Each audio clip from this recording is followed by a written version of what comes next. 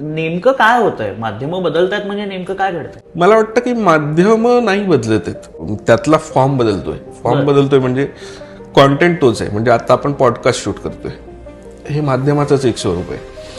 Form बदलतोय म्हणजे लोकांचं ते माध्यम कंझ्युम म्हणजे कॉन्टेंट कंझ्युम करण्याचा जो फॉर्म आहे ना, तो फॉर्म चेंज होतो.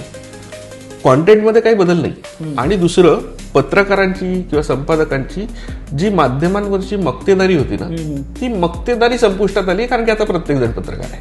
माझं तर म्हणणं आहे की एखादं वर्तमानपत्र काढा तुम्ही, किंवा एखादा सिनेमा काढा. जर तुम्हाला एक विशिष्ट स्वरूपाचा मेसेज समाजमनापर्यंत पोहोचवायचा आहे, तर त्याच्यासाठीचं माध्यम फक्त त्याच्यातले फॉर्म बदलतात. तुम्ही आयदर डिजिटल मीडियातून जात असाल, तुम्ही मूव्ही काढत असाल, तुम्ही एखादा लेख लिहित असाल, किंवा तुम्ही पॉडकास्ट करत असाल, तर तो फॉर्म बदलतोय. माध्यमांमध्ये काही बदल होत. आणि जर तुमच्या कॉन्टेंटमध्ये ती ताकद आहे, तर ती ताकद तुम्ही पाहिजे त्या पद्धतीने वापरू शकता. आणि तुम्ही बघा, आत्ताच्या रिसेंट ह्या डिजिटल एरामध्ये लोकांनी त्याचा पाहिजे तसा योग्य पद्धतीने वापर केलाय.